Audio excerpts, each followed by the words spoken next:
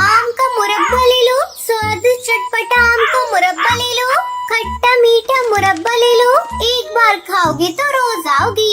समीरपुर के जंगल में टूनी चिड़िया अपने बेटे कालू कौआ और बहू टुनटुनी चिड़िया के साथ रहती थी। कालू कौए के पिता को गुजरे हुए काफी समय हो गया था। टूनी चिड़िया तरह तरह के मुरब्बे बनाकर बाजार में बेचती और घर का खर्च चलाती थी। एक दिन कालू कौआ खुशी खुशी अपने घर आता है। माँ, मुझे एक बहुत बड़ी कंपनी में नौकरी मिल गई है। अब आपको ये मुरब्बे बनाने की कोई जरूरत नहीं है। लेकिन बेटा, ये मुरब्बे बनाने का तो घर का काम है, इसे मैं करूँगी तो तुम्हें क्या दिक्कत? माँ जी, ये ठीक कह रही है। अब आपकी उम्र हो चली है, ऐसे में इतना ज्यादा काम आपके लिए ठीक नहीं। वैसे भी अब तो इनकी तनख्वाह भी घर में आने लगेगी, तो आपको काम करने की क्या जरूरत। बस आप खाइए और घर में आराम कीजिए। ठीक है बहू, जब तुम लोगों की यही विचार है तो मैं मुरब्बा बनाना बंद कर देती हूँ। टूनी चिड़िया मुरब्बा बनाना बंद कर देती है। इस तरह कई दिन गुजर जाते हैं। एक दिन टुनटुनी चिड़िया अपनी सास को देखकर कहती है, माँ जी, मैं देख रही हूँ आजकल आप उदास रह रही है। ऐसा करिए, कुछ दिनों के लिए अपनी बहन सुंदरी मौसी के यहाँ चली जाइए, इससे आपका थोड़ा मन बहल जाएगा। तो ठीक कह रही है बहू, मैं कल ही चली जाती हूँ सुंदरी से मिलने। वैसे भी मुरब्बा तो आजकल बनाती नहीं, घर में दिन भर खाली पड़ी रहती हूँ। अगले दिन टूनी चिड़िया अपनी बहन के घर जाती है। अरे टूनी दीदी, तुम्हारी उम्र बहुत लंबी है। अभी अभी मैं तुम्हें ही याद कर रही थी। कहो, कैसा चल रहा है तुम्हारा मुरब्बा बनाने का काम? क्या बताऊं, बेटे की नौकरी लग गई है। तब से बेटे बहू ने मुझे मना कर दिया मुरब्बा बनाने से। अब तो घर में खाली बैठी रहती हूँ। तुम बहुत खुशनसीब हो दीदी, जो तुम्हें ऐसे बेटे और बहू मिले, वरना आज की बहुएं तो घर में आते ही सास को घर से निकाल के बाहर करती हैं। और सब ठीक है ना दीदी? सब ठीक है। पहले तो समय मुरब्बा बनाने में कट जाता, लेकिन अब तो पड़े पड़े बोर हो जाती हूँ। तो ऐसा करो दीदी, 2-4 महीने मेरे पास रुक जाओ। इस तरह टूनी चिड़िया अपनी बहन सुंदरी कौवी के यहाँ रुक जाती है। धीरे धीरे 2 महीने गुजर जाते हैं। एक दिन टुनटुनी चिड़िया का फोन आता है।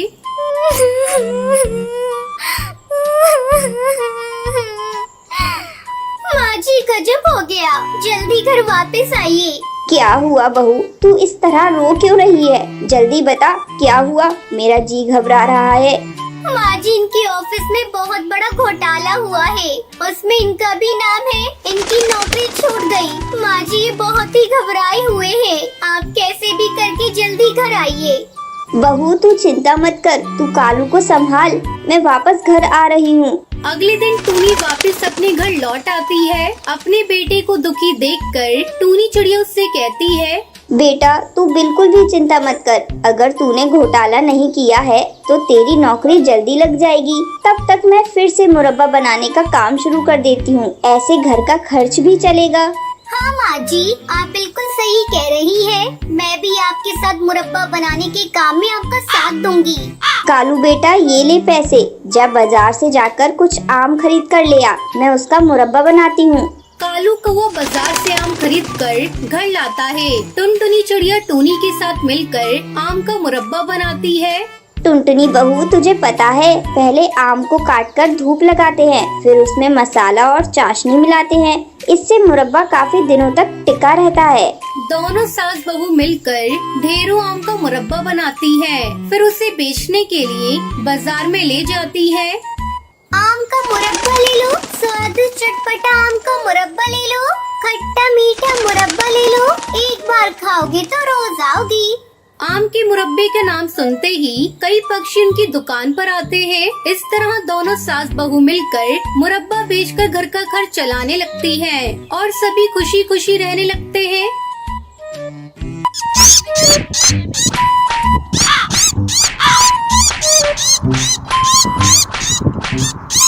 सुंदरवन के जंगल में टूनी नाम की चिड़िया रहती थी। उसका पति कालू कौआ दिन भर टूनी चिड़िया से झगड़ता रहता था और उसे पीटता रहता था। एक दिन कालू कौआ टूनी चिड़िया से कहता है, देख, अगर तूने बेटा पैदा नहीं किया तो मैं तुझे जान से मार डालूंगा। ये आप हर समय मुझे इस तरह क्यों बोलते रहते हैं? बेटा और बेटी पैदा करना आपके या मेरे हाथ में थोड़ी ना है। भगवान जो चाहेंगे वही होगा। भगवान कुछ नहीं जानता, मुझे तो अब बस बेटा ही चाहिए। उस समय टूनी चिड़िया प्रेग्नेंट थी। अचानक एक दिन टूनी चिड़िया की तबीयत बहुत ज्यादा खराब हो जाती है और अंडे देते समय उसकी मौत हो जाती है।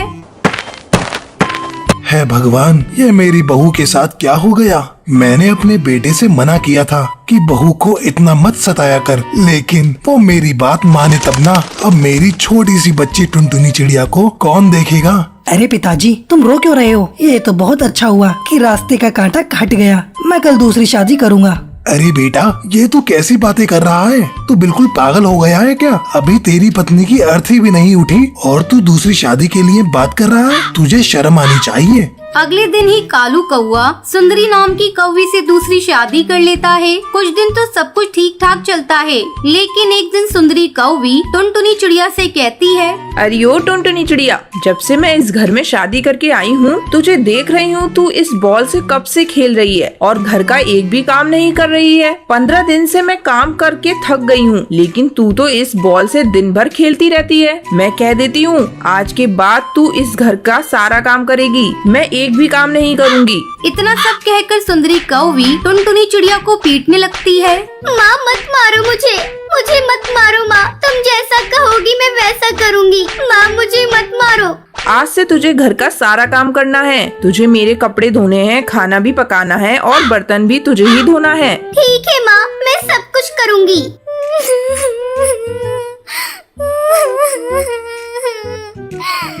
टुनटुनी चिड़िया की रोने की आवाज सुनकर कालू कौआ वहाँ पर आता है। तू इसे मार क्यों रही है? क्या हुआ मुझे बता। ए जी, कब से घर के सारे काम मैं ही कर रही हूँ और एक ये है कि बॉल के साथ लेकर कभी यहाँ जा रही है तो कभी वहाँ जा रही है। क्यों नहीं टुनटुनी, तू दिन भर बॉल से खेलती रहती है, तुझे और कोई काम नहीं है क्या? इतना कहकर कालू कौआ टुनटुनी चिड़िया को पीटने लगता है। मारो इसे और मारो। दिन भर काम करते करते मेरा हाथ दुख जाता है और ये बस खाने के समय पहुँच जाती है। शोर की आवाज सुनकर कड़कनाथ वहाँ आता है।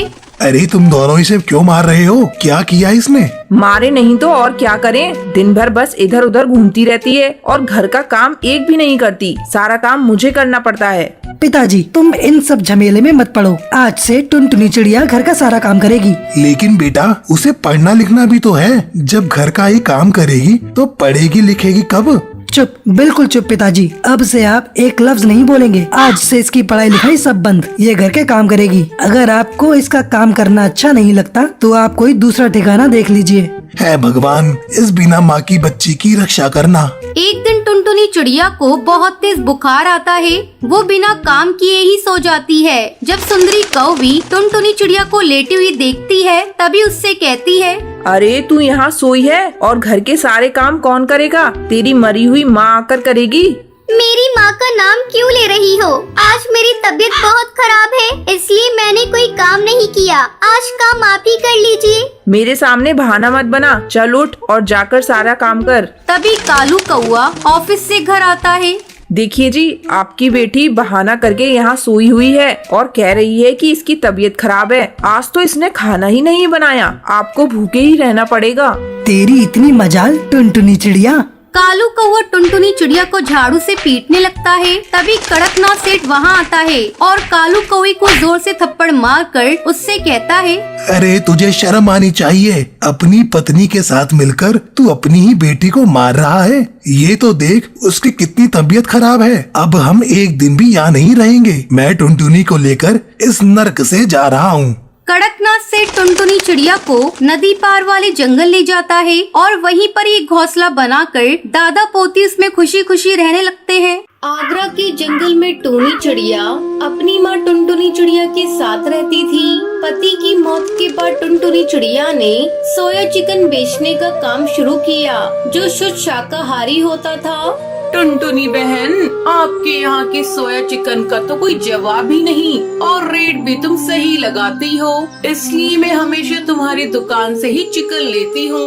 मेरे बच्चे को चिकन बिरयानी बहुत पसंद है, इसलिए जब भी वो खाने की जिद करते हैं मैं तुम्हारी दुकान पर आ जाती हूँ। ऐसा करो 2 किलो मुझे फ्रेश सोया चिकन दे दो। चिकन लेकर हर हमारी तोती वहाँ से चली जाती है। इस तरह जंगल के सभी पक्षी सोया चिकन और सोया मटन टुनटुनी की दुकान से ही खरीदते थे। एक दिन टुनटुनी चिड़िया की तबीयत ठीक नहीं थी, तब उसकी बेटी टूनी चिड़िया दुकान पर जाती है। वो ग्राहकों को चिकन दे रही थी, तभी एक होटल का मालिक उसकी दुकान पर आता है। मैंने सुना है कि तुम्हारी दुकान पर फ्रेश चिकन और मटन मिलता है। मुझे अपने होटल के लिए रोजाना 15 किलो चिकन और मटन चाहिए। क्या तुम दे सकती हो? हाँ हाँ सेठ जी, आप होटल का पता दे दीजिए। मैं कल से आपके होटल पे सारा सामान पहुंचा दूंगी।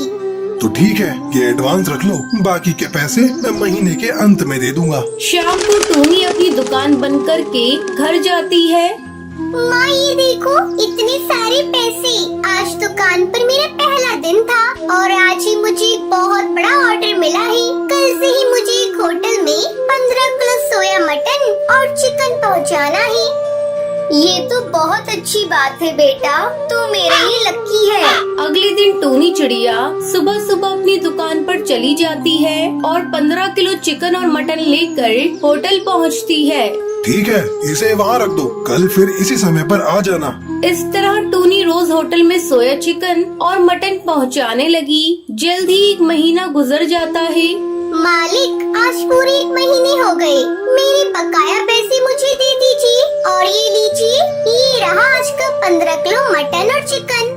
ऐसा है टूनी, आज से मुझे ये सोया मटन और चिकन नहीं चाहिए। तुम्हारे रेट से कम में मुझे मिल रहा है। ये लो तुम्हारा बकाया पैसा।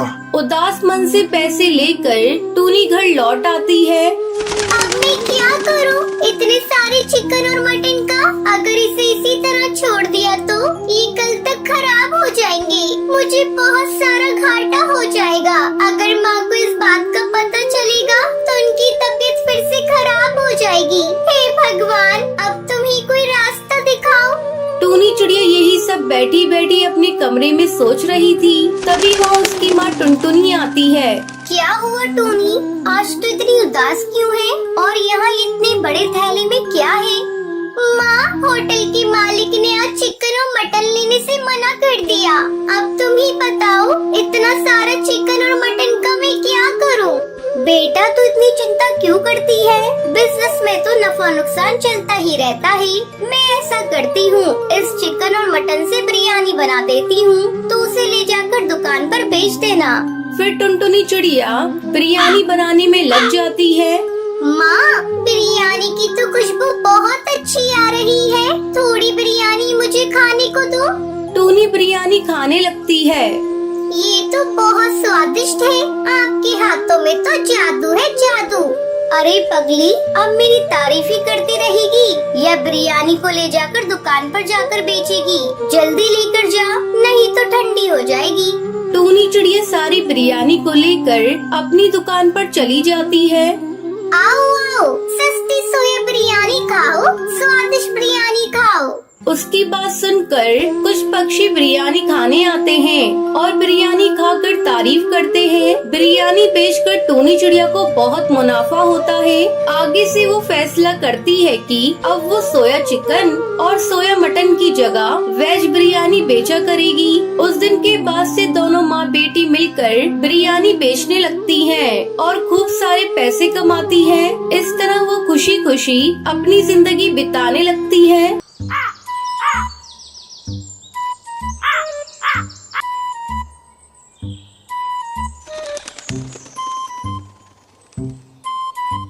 शिमला के जंगल में चमेली कौवी अपने पति कड़कनाथ और बेटे कालू कौवे के साथ रहती थी। चमेली कौवी का पति टैक्सी चलाता था। एक दिन उसकी टैक्सी का एक्सीडेंट हो जाता है और चमेली के पति की मौत हो जाती है। कड़कनाथ की मौत के बाद चमेली कौवी के लिए घर चलाना बहुत मुश्किल हो गया था। तब उसने अपने बेटे कालू कौवे को एक होटल में नौकरी दिलवा दी।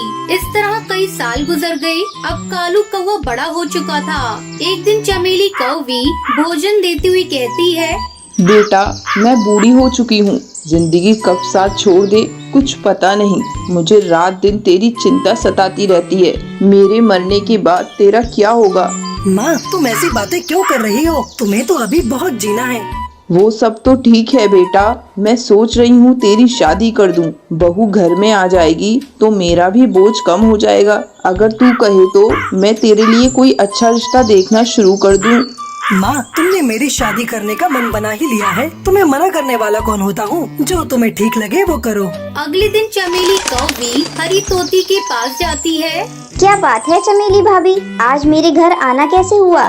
क्या बताऊं बहन, अपने कालू के लिए मैं एक अच्छा रिश्ता तलाश कर रही हूँ। तुम्हारी नज़र में कोई अच्छा रिश्ता हो तो मुझे बताओ। ये बात आपने बहुत अच्छी कही भाभी।